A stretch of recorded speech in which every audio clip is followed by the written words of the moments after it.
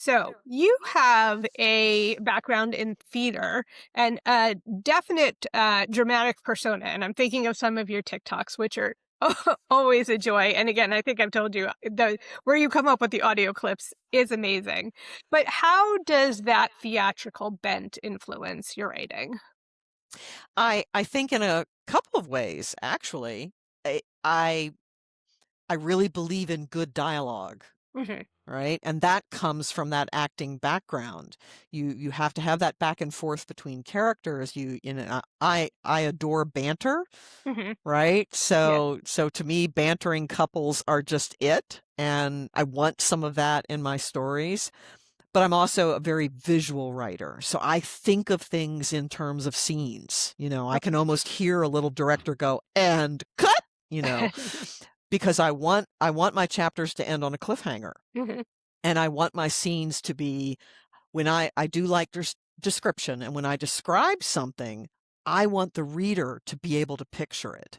So I think that those are just factors that come from having spent some time on stage and understanding staging and pacing Hmm. and what makes a good scene. Yeah. Do you think, and I'm just throwing this out as a Mhm. question, I don't know the answer, that's why I'm asking it, but especially on theater stages, there's an element of over emoting and over Yes. presenting in order to reach the audience. Does that apply to writing a book? I don't think so. What I find is that if I'm lip syncing to someone else's sounds, then I exaggerate my facial movements so that it's clear that I'm saying those words. Right. All right. If I do my own sound, I tend to come off very theatrical when I'm speaking.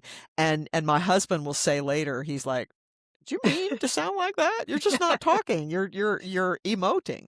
And I'm like, "Oh yeah, yeah, a little bit of that."